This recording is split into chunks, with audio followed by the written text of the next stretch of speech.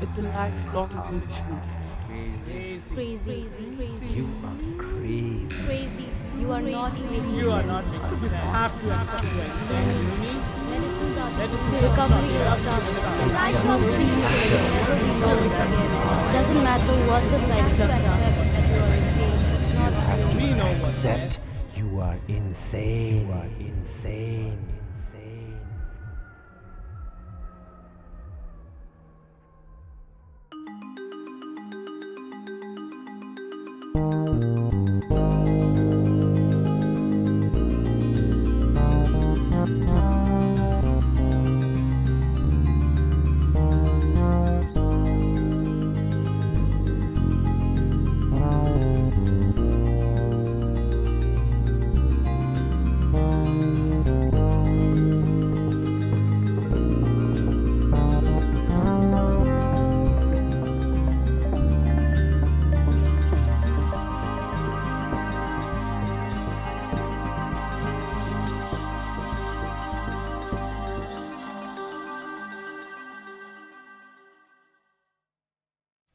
Do I look like the tropical fruit from the country I come from?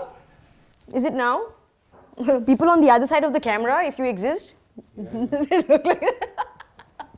Director's fault. My friend actually exists. She's sitting right over there, by the way. The viewers might just question themselves, like, oh my god, are we actually watching that? Or are we imaginary now? You know, you can speak so that I don't look like I'm talking to myself. I thought you want to talk to yourself.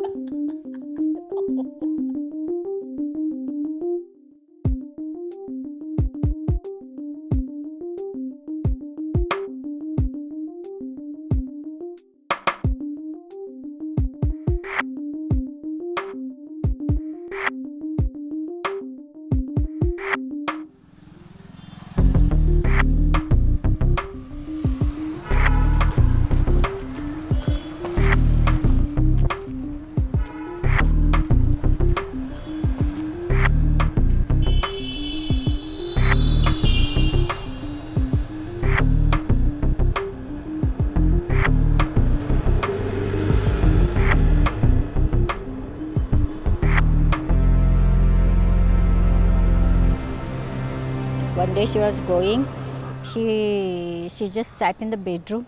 She closed her ears and she said, "Mummy, please tell them to go away. I cannot stand." And I never seen her like that. Well, I remember she started screaming and she said someone's outside the house.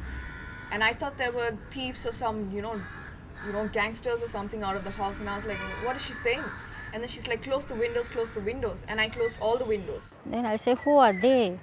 Because nobody was in the house. Nobody was outside the house. She said, no, Mummy, they are just making so much of noise. Tell them to go away, tell them to go away.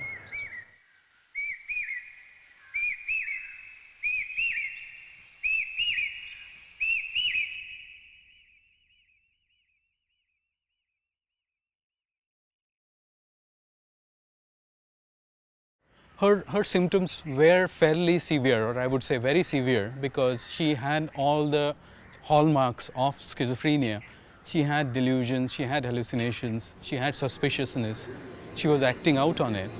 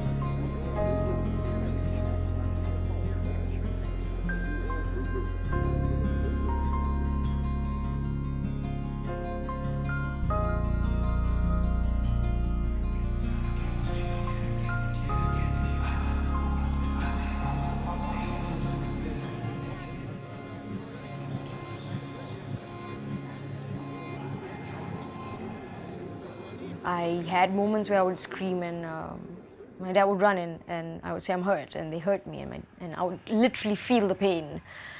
And he's like, why are you hurt? Because they kicked me, you know. They feel I'm a piece of shit and things like that. So those were the voices. Those were the controlling voices where I would want to watch something else on TV, and I was told to watch something else. Which is, you know, I'm not the sort of the person who likes to be controlled, as you can see. You know, I'm very, very rebellious and opinionated about things. So for me, it was just messing around with this entire race, me as a person, you know.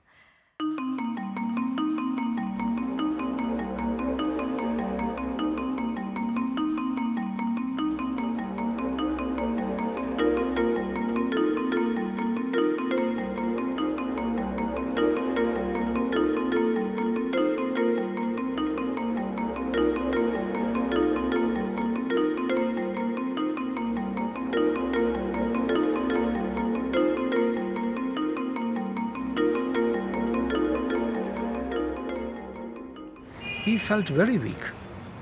We felt very weak and we didn't know what to do. I remember deep in my heart, I said no. There will be a way that she will come out. All of us got involved. My youngest girl, who was I think about 12 years old that time, my wife and I. It was very difficult for me to accept what she was going through. And, you know, I remember, you know, I always had to follow her to the shops later. Because, you know, my dad would always be like, you know, follow her, follow her.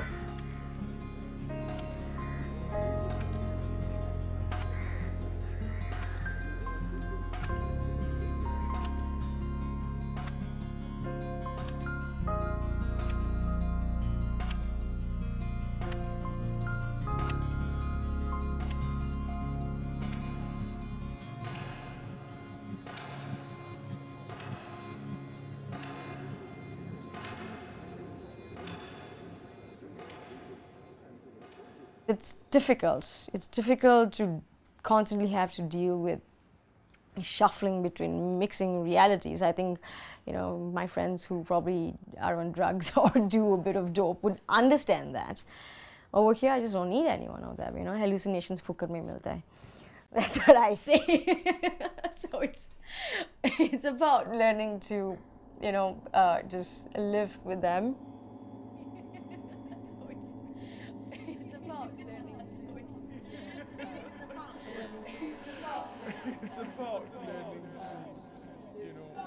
I think she was holding a knife, right? Were you? I don't remember. She was holding something in her hand. And she wanted to, I think, either poke me or the father. I don't know what. And then I was wondering, you know, what's going on. And my dad held her and she started crying. And I just didn't know what was going on, and I was like totally lost. Then her father also kept on, you know, trying to grab the knife from her, and she was poking the hall divan mattress. So my husband just pulled me and he said, let her do, at least she will come out from that. And then when she calmed down slowly, my husband went to her and took the knife away. When she would just text saying, this is it, I'm giving up on life, I want to die just now. Then I didn't, that was really difficult to handle and be with her throughout till she was back to a normal. And this was all through messages because she would refuse to answer her calls.